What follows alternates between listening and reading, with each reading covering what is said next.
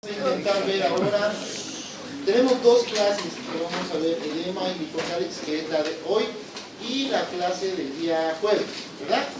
Entonces ahora vamos a tratar de avanzar con lo que es definición de todo lo que es los edemas, hasta llegar a la parte de semiología, los tipos fisiopatológicos que pueden presentar edemas, las enfermedades como tal que pueden presentar edemas, porque no solamente por una noxa externa se va a presentar el edema, ¿verdad? Sino más bien también por noxas internas. Entonces tenemos que, como definición, vamos a hablar de que el edema va a ser nada más que el incremento de un aparente volumen que sea dentro del líquido intersticial como tal.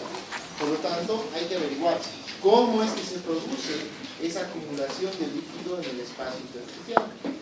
Además de eso, vamos a hablar de que va a existir en el edema un movimiento principalmente de agua y de solutos que se encuentran en el agua. Entre ellos vamos a hablar de electrolitos y algunas proteínas que pueden dar características especiales desde el punto de vista clínico a lo que va a ser el edema como tal.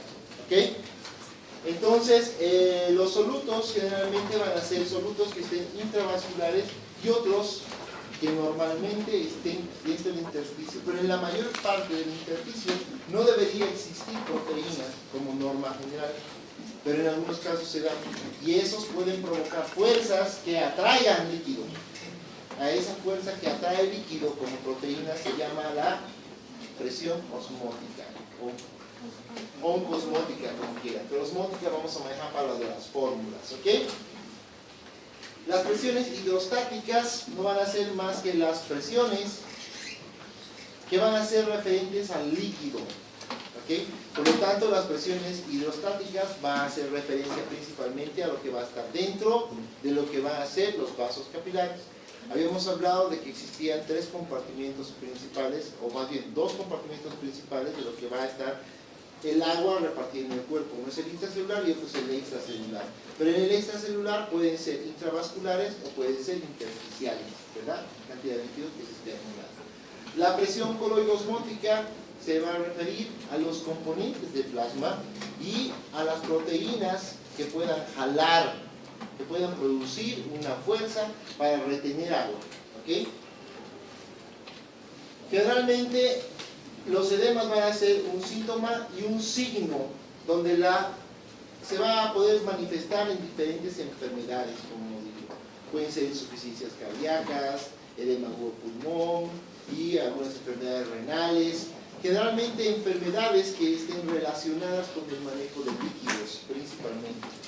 El reconocimiento de los edemas y todas las características semiológicas tiene que ver mucho con cómo se ha producido este edema. Por favor, abran la puerta. ¿Cómo es que se ha producido este edema y cómo son los mecanismos de producción del edema como tal? Los mecanismos de producción que pueden haber sido dados por la propia enfermedad o más bien el edema provocar malestares clínicos que sean característicos de alguna enfermedad. Y obviamente, vamos a esperar que se sienta, ¿no? Ya. Y obviamente, para poder entender qué es lo que está pasando en el edema, hay que saber los mecanismos que han provocado este edema. Ya no lo cierres. Ya no lo cierres, sí, dejado abiertos porque van a comenzar a tocar. Recién se ¿no? Formato. Ok. Entonces, es importante conocer, como decíamos, los mecanismos. ¿Por qué? Porque si conocemos los mecanismos, podemos al mismo tiempo averiguar, hacer un diagnóstico de la enfermedad que esté provocando el edema y al mismo tiempo hacer el tratamiento. Porque si no conocen el mecanismo, no se puede hacer inferencia para hacer el tratamiento. En cambio, si conocen toda la vía, pueden abarcar puntos importantes en la vía para evitar que se siga acumulando el edema y por último para hacer que el edema desaparezca. ¿Okay? Generalmente cuando hablamos de las fuerzas y las leyes de Starling nos ponen una fórmula que van a tener componentes importantes en la circulación y en el intersticio. Estos componentes, si uno los ve desde este punto, o sea, comienza a asustar y dice, ay Dios mío, ¿qué podrá hacer esa fórmula, verdad? De hecho, ya han debido llevar también el líquido y electrolitos porque estas leyes se aplican a todos los líquidos que tengan que ver con el intersticio y la circulación como tal. Vamos a ver que existe un coeficiente de filtración que expresa principalmente la permeabilidad de la pared capilar de los líquidos. ¿Por qué es importante que sepan los componentes? Posiblemente la fórmula como tal no la vayan a aplicar, porque les voy a enseñar una forma de hacer esto mismo sin fórmula, ¿me entienden? Pero de una forma un poco más resumida y más intuitiva, aplicando el conocimiento del movimiento de las fuerzas, ¿ok? Pero es importante que conozcan, ¿por qué? Porque tienen que saber de dónde ha salido todo lo que vamos a hablar. Entonces, existe una presión coloidosmótica, una presión hidrostática capilar, que va a estar en contraposición de la presión hidrostática intersticial.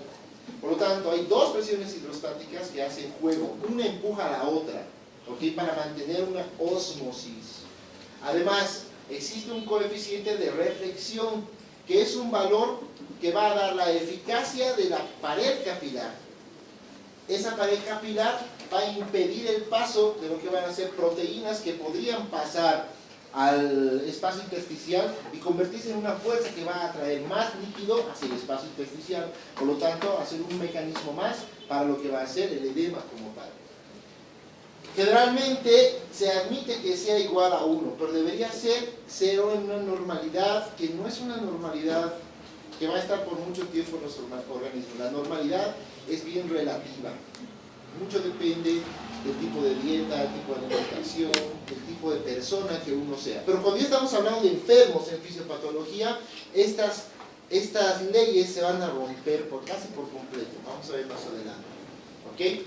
Entonces, hay otras que son las presiones oncóticas, que también tiene que ser una presión oncótica capilar y una presión oncótica intersticial. Todo esto se suma en relación a quién jala y quién mete el líquido a lo que va a ser el espacio vascular y el intersticio. Más o menos se haría de esta forma.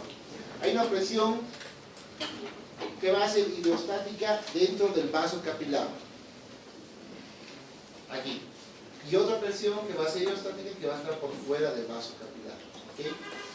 Estas leyes han sido descritas a partir de 1896, pero recién las han comenzado a aplicar como leyes a partir de 1963, bastantes años después, ¿verdad? Gracias a los trabajos de estos dos investigadores, los cuales han ido proponiendo el cómo se podrían aplicar las leyes que había descrito Starling para explicar cómo era el fluido de los líquidos y por qué los líquidos que estaban en los capilares no se escapaban a partir de una permeabilidad aumentada en los vasos, por ejemplo, ¿verdad? Entonces comenzaron a jugar y describían cuáles eran las presiones que intentaban sacar agua y cuáles eran las presiones que intentaban meter el agua. Entre las presiones que intentan sacar el agua va a estar siempre la presión hidrostática capilar, ¿verdad? Va a estar además la presión oncótica o la presión que va a estar en el intersticio, pero va a estar dado por proteínas, como hemos dicho. Pero esta presión normalmente debe ser 0, porque como hemos repetido, en el espacio intersticial no debería haber proteínas que jalen líquido como tal. Pero dentro del capilar sí hay proteínas como la albúmina que van a jalar, y esta presión oncótica va a ser la presión oncótica capilar. ¿Okay? Otra de las presiones que va a intentar meter agua va a ser la presión hidrostática del intersticio. ¿Okay? Entonces ya estamos viendo, unas están intentando sacar líquido y otras están intentando meter líquido. Y eso es constante. Tiene que ver mucho también el nivel de electrolitos a partir de una regulación, de una evolución o una reingeniería de lo que han sido estas presiones de Starling, que han sido la definición de lo que es el glicocárex como tal. Pero vamos a ver más adelante. Si nosotros tenemos presiones que van a ir empujando el líquido de adentro hacia afuera, vamos a poner un ejemplo. Siempre estas presiones tienen que ser medidas a nivel de las vénulas y de los vasos capilares. ¿Por qué? Porque es el lugar donde existe mayor intercambio, ¿entienden? Por lo tanto, si hacemos un ejemplo donde veamos un lado arterial y un lado venoso, tenemos que pensar en que este lado arterial y el lado venoso van a interactuar en cierto momento para hacer que estas presiones se estabilicen como tal. En el ejemplo que tenemos aquí tenemos dos opciones. La presión hidrostática que mide 300 milímetros de mercurio. La medida de estas presiones siempre se va a realizar en milímetros de mercurio. ¿Puede haber conversión para algunos casos? Sí, pero traten de que siempre se maneje en milímetros de mercurio. ¿Ok? Entonces, una vez que tenemos una presión hidrostática que va de adentro hacia afuera y está empujando de 37 milímetros de mercurio, hemos dicho que una presión oncótica por fuera va a ser de 0, ¿verdad? Tendríamos una presión de 37 milímetros de mercurio, que sería una presión denominada de filtración. ¿Por qué? Porque está intentando filtrar de adentro hacia afuera. Pero en contraparte existen otras dos presiones que están intentando reabsorber, por eso se llama la presión de reabsorción. En este caso, el de la presión oncótica va a ser 25 milímetros de mercurio y la presión hidrostática de 1 milímetro de mercurio. ¿Ok? Si hacemos la sumatoria en el lado arterial, vamos a tener que tenemos a favor de la filtración 11 milímetros de mercurio, porque se hace la resta. Si estuviera al revés, sería a favor de la reabsorción. Y si está a favor de la filtración, ¿qué se supone que tendría que haber aquí? Salida. No. Están restando las fuerzas que están tratando de meter y las fuerzas que están tratando de sacar. Las que sacan son en este caso está mayor, ¿verdad? Porque es de filtración. Y las que meten son las de reabsorción, que son en este caso son menores. Por lo tanto, habría una fuerza a favor de la filtración, de la salida. Por lo tanto, en este caso, si lo vemos solamente desde este punto de vista, se tendría que producir un edema, ¿verdad? ¿Por qué? Porque estás filtrando líquido de adentro hacia afuera. Pero eso solamente si vemos uno de los lados, el lado arterial. Para nosotros poder decir que en este sistema existe estabilidad o no, debemos ver ambos lados, el arterial y el venoso. Por lo tanto, si analizamos un lado venoso, como nuestro ejemplo, no se notan los números, vamos a ver que existe una presión, en este caso, hidrostática, que está intentando hacer filtración también, ya estamos en el lado venoso, de 17 milímetros de mercurio. Y por ende una filtración oncótica, o digo una fuerza oncótica de 0. ¿Por qué? Porque hemos dicho que en el intersticio va a ser 0, ¿verdad? Por lo tanto, en este caso la presión de filtración va a medir 17 milímetros de mercurio. ¿Cómo estarán las fuerzas de reabsorción? Que intentan meter el agua. La presión oncótica medirá 26 y la presión hidrostática medirá 1. En este caso hacemos la sumatoria y es al revés. Fíjense que la presión de reabsorción está ganando con 10 milímetros de mercurio. Por lo tanto, a este lado está empujando demasiado, ¿verdad?, del intersticio hacia el interior del vaso. Por lo tanto, si vamos a analizar el sistema completo, vamos a ver de que si a un lado tenemos filtración y al otro lado tenemos reabsorción, debemos sumar. En este caso nos sale una fracción de 1 milímetro de mercurio a favor de filtración. Quiere decir que está saliendo líquido del intersticio. ¿Y por qué entonces no se produce el edema? Linfáticos. ¿Por qué? Porque existen los vasos linfáticos que van a compensar esa salida. Pero esta compensación tiene un límite que generalmente es de menos 4 milímetros de mercurio. Si es mayor a 4 milímetros de mercurio, se comienza a producir un edema. Este ejemplo se lo puede hacer con cualquier número. Con cualquier número. Y esos números y las presiones del milímetro de mercurio van a empezar a variar dependiendo si existe patología o no existe patología. ¿Me entienden? Por lo tanto, el movimiento del agua siempre va a ser un movimiento que debería estar estabilizado. Si por alguna razón en cualquiera de los dos, tanto en el lado arterial como en el lado venoso, se altera, pues el factor que gane va a hacer que predomine. Si es el de filtración, pues habrá mucha más edema. Si es el de reabsorción, pues habrá toda la absorción del líquido intersticial hacia el capilar. ¿Qué produciría eso? Una deshidratación, ¿verdad? Que podría no ser clínica al principio, pero después, con el tiempo, producir clínica como tal. ¿Ok? Tenemos que hablar de que si hacemos una sumatoria de todo esto, tanto va a existir lo que se llama el gradiente oncótico del plasma e intersticio, donde han resumido toda la fórmula que habíamos visto al principio en solamente un gradiente, tomando en cuenta la sumatoria o la resta en este caso de lo que va a ser la presión oncótica del capilar y la presión oncótica del intersticio sumado a la presión hidrostática del intersticio. ¿Okay? A esto han llamado gradiente oncótico. Estoy seguro que si los ven con esto no se van a acordar. ¿Por qué? Porque va a ser súper complicado tratar de poner un ejemplo. No sé si les pondré un ejemplo de esto en el partido, no creo. Más bien va a ser a favor de un caso clínico de cómo ustedes tendrían que jugar con las fuerzas. ¿Okay? De hecho, hasta el viernes, si no me equivoco, tengo que dejar el caso clínico, ¿o no? ¿No dejo el caso clínico? No estoy seguro, voy a preguntar. Si dejaría yo en realidad un caso clínico, les voy a dejar un caso clínico donde ustedes tengan que medir estas fuerzas, decir el cómo se está produciendo el edema, o capaz no hay edema, pero decir por qué no hay edema. ¿Okay? Va a ser algo muy parecido al ejemplo que veíamos con las arterias y las venas. Entonces, si la presión hidrostática del capilar es mayor a lo que es el gradiente oncótico, se va a producir una filtración. Es lo mismo que estamos hablando ahorita, solo que en términos mucho más técnicos.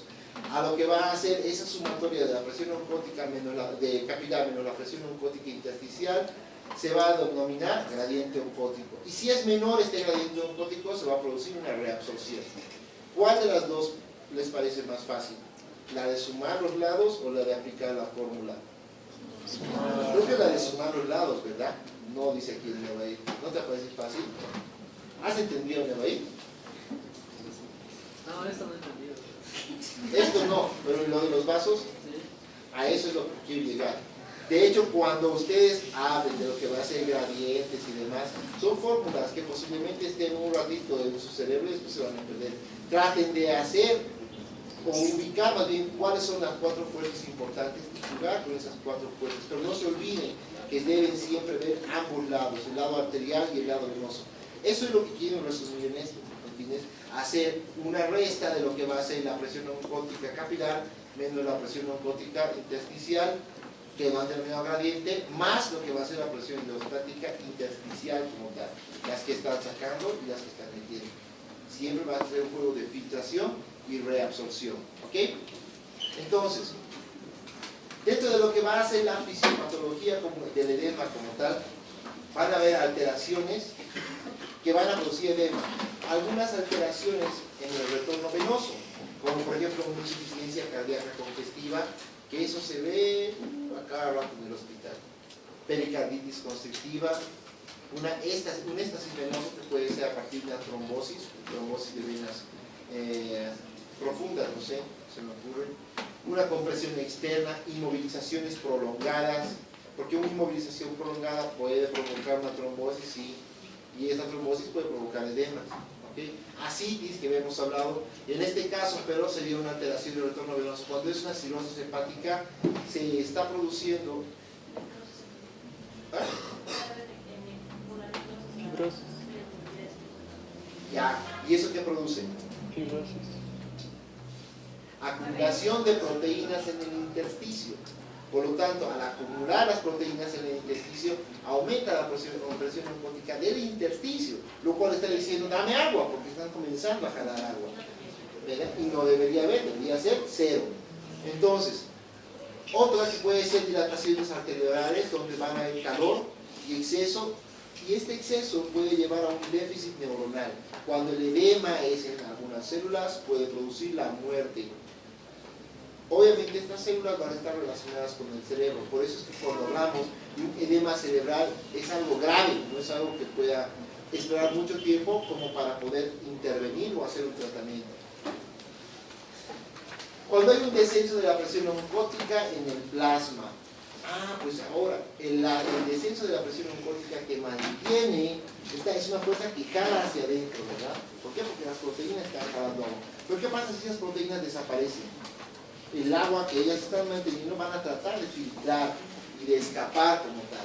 Y esos casos también se puede producir en la asitis, puede producirse en una hipoproteinemia. ¿Okay? ¿Por qué? Porque están disminuidas las proteínas. Y ¿cuándo se produce? En enfermedades como malnutrición o desnutrición, síndromes nefróticos. A este síndrome nefrótico lo vamos a ver después en un capítulo aparte, donde vamos a poder entender cómo es que se produce el filtrado glomerular y cómo se utilizan estas mismas fuerzas. Este capítulo de las fuerzas de Starling, que también lo han debido ver en líquidos y electrolitos, me imagino, ¿entienden? Deben entenderlo bien, porque en los capítulos que ven a continuación la van a utilizar de arriba a abajo. Ya se va a sobreentender que de pronto saben la fórmula, o por lo menos entienden la fórmula si no la saben de memoria. Pero la fórmula es fácil de memorizar si es que ustedes aplican un dibujo donde vean cuáles entran o cuáles son las fuerzas que quieren meter agua y cuáles son las fuerzas que quieren sacar agua. ¿Okay? Además puede haber gastroenteropatías con pérdida de proteínas. ¿Por qué?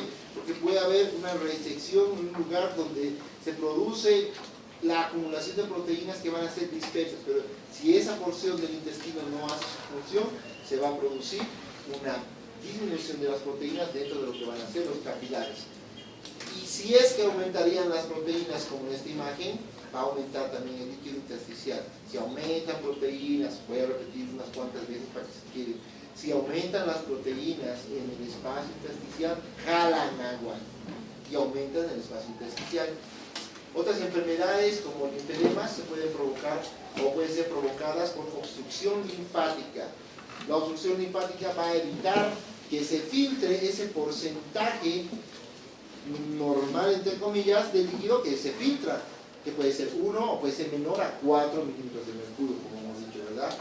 Entonces, eso se va a producir generalmente en neoplasias, en cicatrizaciones inflamatorias, a nivel de pulmón principalmente, inducciones por radiación o en un caso que haya habido una lesión postquirúrgica. ¿Okay? El aumento de la presión osmótica del líquido intersticial, que puede tener además retención de sodio. Si hay retención de sodio, va a haber un exceso en el aporte salino. Eso también va a comenzar a jalar agua y va a producir una desnutrición como tal. Va a haber un aumento de la reabsorción tubular de sodio, va a haber un descenso de lo que va a ser la perfusión renal. Entonces volvemos al riñón. Ve cómo es que el riñón se va a convertir en un órgano blanco para lo que va a hacer el intercambio de electrolitos como tal en el cuerpo, ¿no? Cuando hay deshidratación, el primer órgano que tenemos que cuidar va a ser el riñón. Y cuando se trate de líquidos, electrolitos y edema, generalmente vean cómo está la filtración glomerular, que la van a aprender más adelante. Y por aumento generalmente de secreciones de renina, angiotensina y todo el eje de renina, angiotensina, aldosterona. ¿Ok? El aumento de la permeabilidad endotelial. Y aquí es una de las enfermedades donde han empezado a describir lo que es el glicocálix como tal. Generalmente este aumento de permeabilidad, hemos hablado, ¿se acuerdan? Cuando hablábamos en inflamación, cuando hablábamos en sepsis, cómo es que la inflamación podía producir un aumento de la permeabilidad como tal, que se puede producir también en quemaduras, en algún tipo de traumatismo y en algún tipo de reacciones alérgicas. ¿Cómo es que este glicocálix logra controlar? Porque él es el que controla una permeabilidad dentro del capilar, no solamente porque se separen ¿cómo se llama? El epitelio capilar como tal, se va a producir filtración, sino que si podía pasar eso, imagínense cuánto edema, todos vivíamos edematizados, ¿verdad? Entonces tenía que haber, hasta el momento en que han descrito, alguien que evitara que pase esto. Y este era el glicocálix como tal. Algunos autores han denominado el Starling 2.0, que decía que a partir de las fuerzas de Starling tenía que haber una fuerza que logre controlar la migración de las proteínas del espacio vascular al intersticio. Entonces la pregunta era, ¿por qué en el intersticio no hay proteínas? Si el endotelio debería estar con una filtración alta de proteínas a partir de la modificación en su filtración. Entonces el glicocálix se ha convertido en una barrera y se vuelve la principal barrera que va a evitar salidas de proteínas desde el espacio intervascular hacia el intersticio. ¿Okay? Pero ¿cómo es que hace esto? Es que este espacio glicocálix no había sido solamente un espacio virtual, sino a partir del glicocálix y el endotelio existe un subglicocálix que va a ser pobre en proteínas. Es como un espacio vacío entre el glicocálix y el endotelio. Ese espacio vacío juega principalmente con cargas positivas y cargas negativas. El glicocálix está cargado siempre de cargas negativas, por lo tanto siempre va a repeler a lo que van a ser cargas negativas también, ¿verdad? Porque negativo con negativo siempre se va a repeler. Por lo tanto, la presión oncótica de este espacio se va a denominar presión oncótica SG, que significa subglicocálix. Y se va a determinar que todo lo que veíamos hace rato de la sumatoria, que se ha convertido en el gradiente, se determine cuánto líquido va a salir, cuánto líquido va a entrar, y va a evitar que salgan como tal las proteínas. ¿Okay? Este juego de presiones se va a ver modulado principalmente por este subglicocálix.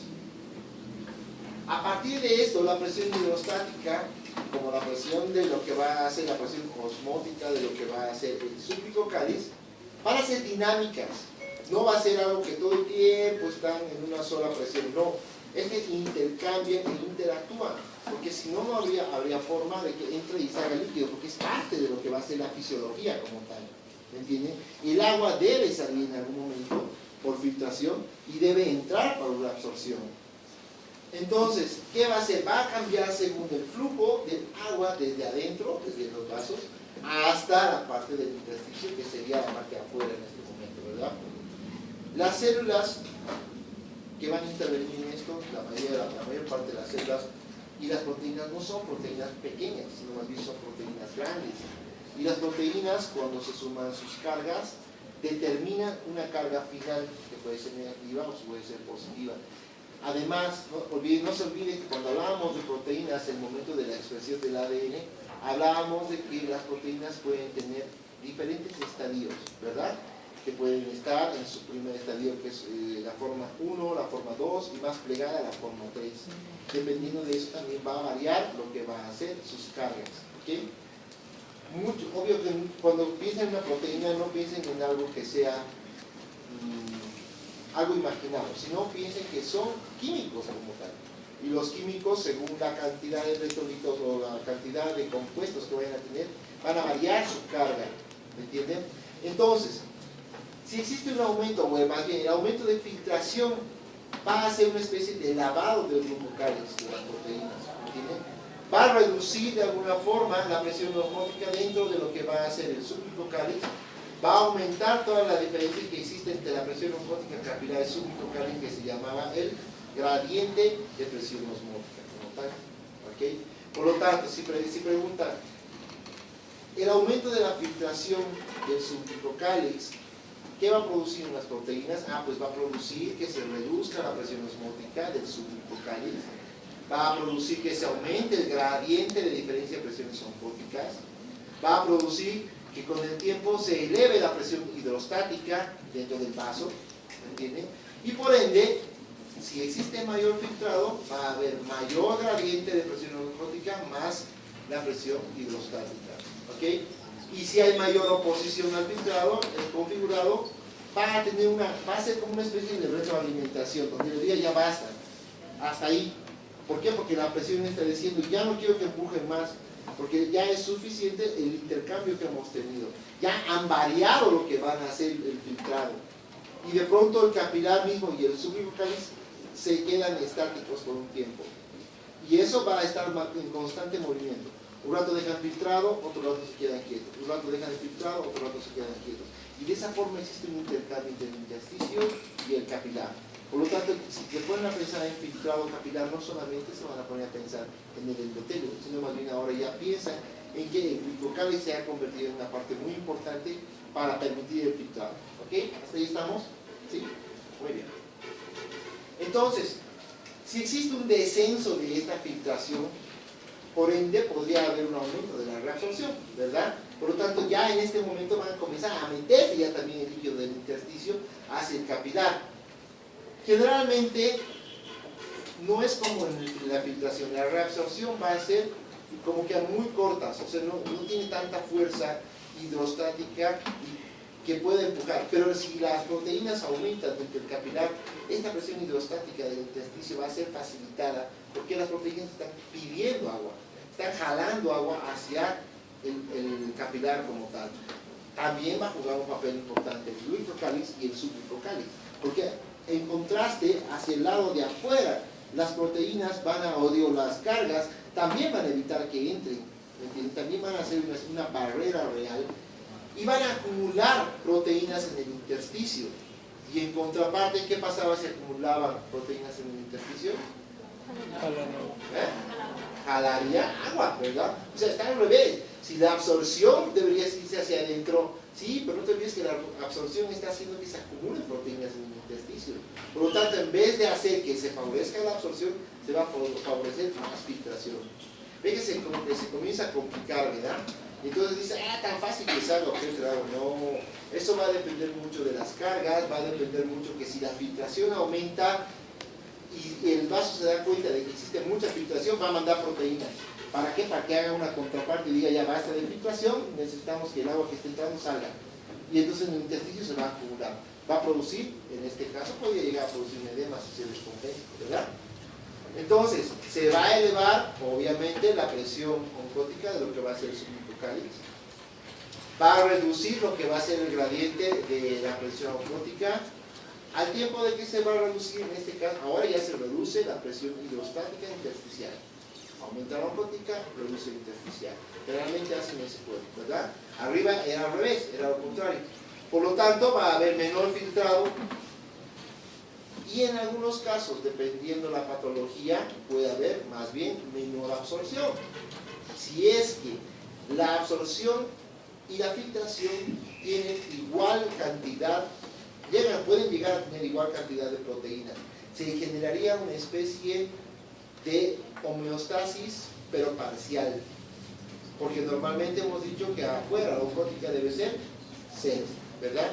Pero si en algún momento salen tantas y quedan tantas, existe un periodo, un lapso de tiempo que se igualan las cargas. Y es como que el líquido que está afuera y el líquido que está adentro no se mueven.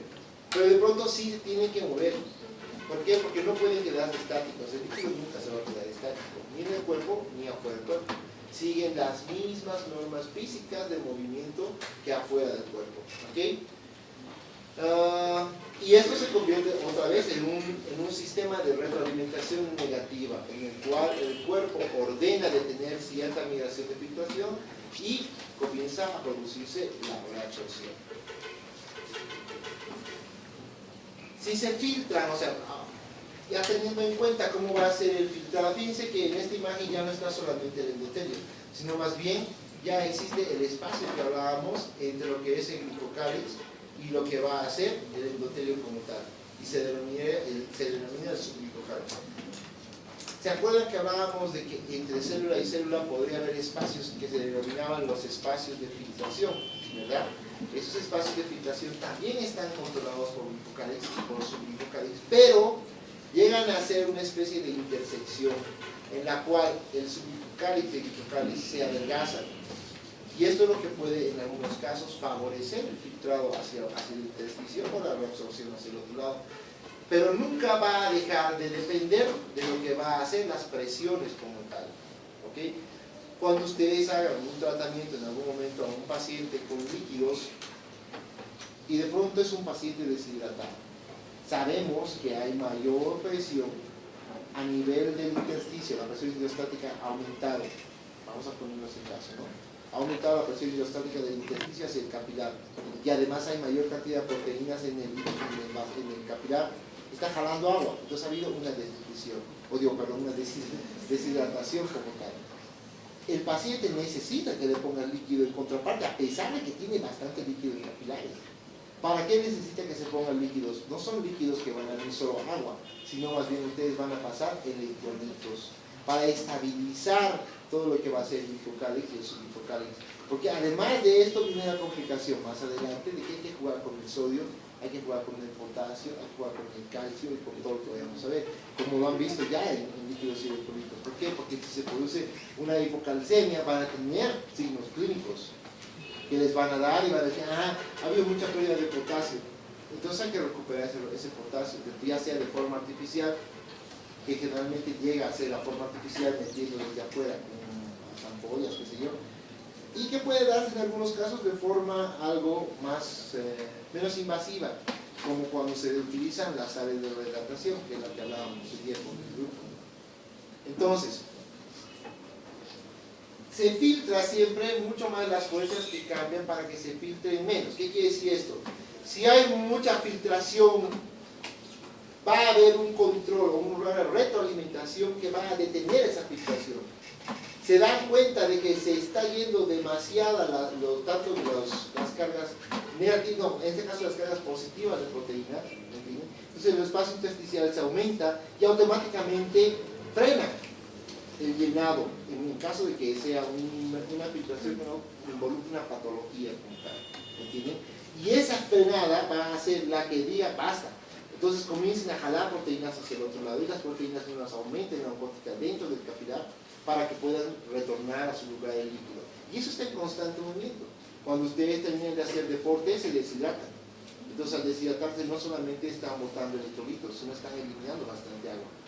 Y la presión, tanto las proteínas y demás van a hacer presión en los capilares para que esos capilares filtren el agua. Pero en el intersticio va a disminuir el líquido. Por lo tanto se hidratan, ¿verdad? Se agarran y toman agua. Y entonces, y además agarran y toman ¿cómo se llama? El Gatorade, ¿no? Que tiene electrolitos. Y toman y dice, me ha hecho súper bien. Sí, pero están recargando de electrolitos. Y si ha habido sudor, sí, han perdido electrolitos. En caso de haber hecho deporte, sí pueden reponerlo, sí, se puede reponer. Pero ¿qué pasa al día si hay gente que se vuelve muy adicta a eso y toma demasiado? Se va a descompensar, ¿verdad? Porque va a comenzar a presentar signos clínicos ya también de una hipernatremia o una hiperpotasemia y puede llegar ya después a lo que vamos a ver en desequilibrio en ácido básico. Todavía no ha llevado, ¿verdad? Ácido básico. ¿Ya ha llevado? No, dice, para que no me la explicación bien. ¿Sí? Y se acuerdan entonces de que se puede producir acidosis, ¿no ve? Y de pronto hay acidosis metabólica y todo eso tiene un componente. Y si se dan cuenta, se va armando en fisiopatología todo, porque todo se encadena. Todo lo que vaya a ver se va a llegar a encadenar. Si bien ahora estamos hablando un poco de materia electrocal, esto se lo va a tener que tomar en algún momento como que ya lo entienden. ¿Me entienden? Y entonces cuando ya ven una patología, ya no les van a preguntar, ¿y qué hacía el glicocálix? No. ¿O que cómo era el espacio del subglicocálix? No, ya no. Ya tienen que entender para poder resolver los casos clínicos que les vayan a poner. ¿Ok? Entonces, se ha considerado que este va a ser un nuevo paradigma, o es un nuevo paradigma dentro de lo que va a hacer las fuerzas de Starling. Y este paradigma se va a ver que la absorción va a ser una excepción a la normalidad y la filtración va a ser más bien una regla. Por lo tanto, más bien deberíamos tener mucha más filtración que reabsorción, pero los que van a estabilizar eso, como hemos dicho, van a ser los capilares. Pero ojo, tiene su límite. ¿Ese límite cuánto era? Menos 4 milímetros de mercurio. Si sobrepasa eso, ¿ya tenemos un edema de golpe? No, ¿verdad? Se va a ir acumulando, va a ser progresivo, posiblemente ni cuenta se den. Y de pronto, ¿cómo he engordado? Estoy gordito. No es gordura, sino más bien, exacto, de pronto ya es un edema. Y además de ese edema, si es que el edema se pone mucho más fuerte, va a comenzar a presentar signos clínicos, ¿verdad? Esos signos clínicos, esto es lo mismo, con relación a la absorción, que también puede producirse en lo que hemos dicho que son los espacios, ¿verdad? Esos signos clínicos van a ser específicos y se van a conocer, son signos clínicos sencillos que uno puede utilizar en el momento de hacer el examen físico para darse cuenta si hay o no hay un edema. Y en algún rato lo hemos preguntado en algunos grupos. Ese signo se llama el signo de la fobia o de Godel, donde se hace una presión en el lugar donde uno está evidenciando un edema, y si ese signo se queda palpado, se queda hundido, es positivo. Si no se queda hundido, pues es negativo, y se pensará en otro tipo de posibilidades. Si se edema, no se edema, será absceso, no será todo lo que se pueda, ¿verdad? Entonces, este signo nos sirve para hacer un diagnóstico clínico y para comenzar a preguntarnos el porqué de la acumulación o del edema. ¿Cuáles son los primeros sistemas que debemos pensar con relación a lo que va a hacer edema? Ya, llega un paciente, le hacemos el signo, el Godel y demás, y efectivamente estamos diciendo de que es un edema. ¿Cuáles son los primeros sistemas que nosotros debemos investigar? Cardiovascular. Muy bien, cardiovascular, renal, todo lo que es pulmones también, el respiratorio, ¿ok? Y entonces eso, lo primero que van a pedir ustedes va a ser un examen completo de líquidos y electrolitos, ¿verdad? A partir de eso van a pedir una placa de rayos X de tórax. Ahí van a ver si existe infiltrado o no existe infiltrado. De pronto si hay un edema también a nivel pulmonar. Entonces revisan el corazón y hay una cardiomegalia. Y a partir de la cardiomegalia bajan y comienzan a revisar todo el sistema venoso y encuentran que eran varices profundas que estaban complicadas y podían hacer una trombosis, y además de eso había sobrecarga en el corazón derecho. El corazón derecho hay un hipercrecimiento y ese hipercrecimiento ha provocado una hipertensión a nivel pulmonar. Wow. Entonces han visto cómo de un solo signo podíamos haber deducido muchos datos clínicos, y a partir de eso uno de los trombos se escapa al cerebro, produce una trombosis, obstrucción, y la obstrucción produce un edema cerebral y se nos murió el paciente. ¿Ok? Por eso es que cuando jueguen, cuando hagan tratamiento con líquidos, traten de hacer lo más preciso posible. Van a haber pérdidas de líquidos insensibles, que esos son los que tenemos que tener mucho cuidado, principalmente los que vayan a trabajar con bebés y con niñitos, porque esos líquidos insensibles son los que te pueden hacer desvariar el momento de hacer el momento de hacer la reposición de los electrolitos, ¿ok? Que es principalmente donde debemos tener cuidado. ¿Por qué? Porque si puede haber convulsiones porque han aumentado mucho potasio o porque han disminuido mucho potasio. Sí, ¿verdad? Entonces pueden llegar a producir un signo neurológico a partir de un mal manejo de lo que van a hacer los electrolitos y los líquidos de los pacientes. ¿Ok? Otro de los... donde no se puede ver más bien el signo de Godet como tal es en un edema especial, y es un edema que se debe hacer otro tipo de signos, ¿no? De buscar otro tipo de signos, que es la ascitis como tal. Ahí ya en semiología no sé si han visto cómo es el signo del témpano. ¿No saben? Cuando hay ascitis, se pone una de las manos en medio del abdomen y se golpea uno de los lados. Entonces, si hay ascitis, el líquido se mueve tanto que puede provocar movimiento a este otro lugar, al otro lado, al lado ipsilateral. Y eso se llama el signo del témpano. ¿Ok? Ya lo van a ver seguramente en serio. Lo mismo aquí mostrando cómo es una fobia. Los edemas no solamente pueden presentarse por patologías sistémicas, sino también se pueden presentar por noxas externas que hayan producido una disminución de la circulación. ¿Como qué? Se me ocurre ligas, no sé, que de pronto hay gente que utiliza ligas en los miembros inferiores y eso está evitando una buena circulación y producen edema. Generalmente pasa esto en las mujeres, en las damas, que utilizan zapatos nuevos de tacón alto. De pronto no están acostumbradas a utilizar zapatos nuevos de tacón alto y provocan que la circulación disminuya. Ya cuando se sacan los zapatos, los pies se parecen a los de Shrek, ¿se ubican? Ahora están todos enigmatizados. Ay, ¿cómo me duelen mis pies? Si tú te has provocado eso, ¿me entiendes? ¿Por qué? Porque la circulación ha frenado y no has tenido un buen retorno venoso. ¿Okay? O sea, son datos que parecen ser graciosos, pero en algún momento pueden hacer un signo de fobia a manera de practicar. Existen tipos de edemas. Los edemas que son denominados generalizados y los edemas que son denominados localizados. Y en los localizados están los inflamatorios y los no inflamatorios. Aquí es donde ya uno va a poder evidenciar mucho más la clínica y los tipos de edemas desde el punto de vista macroscópico, pero sin olvidar de que ya ha existido diferencias a nivel molecular que pueden detallarte que la presión oncológica ha subido, que la presión hidrostática se ha aumentado, etcétera, etcétera, etcétera. Por eso les digo que llegado a este momento ya se van a olvidar todo lo molecular posiblemente, pero tiene que quedarse por lo menos la idea de que hay un juego de presiones ahí adentro que se pueden controlar desde afuera. ¿Okay? Los generalizados generalmente se van a deber por problemas que sean cardíacos, renales, hepáticos o por la falta de líquidos como tal, ¿no? Carenciales o carenciales desde el punto de vista de proteínas. Ya creo que ya se están yendo, ¿eh? Vamos a quedarnos en los edemas y en los tipos de edemas para que no tengamos migraciones esporádicas de electrones que no están asociados a nuestra presión osmótica y se nos escapen al intersticio, ¿verdad? Más fácil, ¿verdad? Traten de ver eso.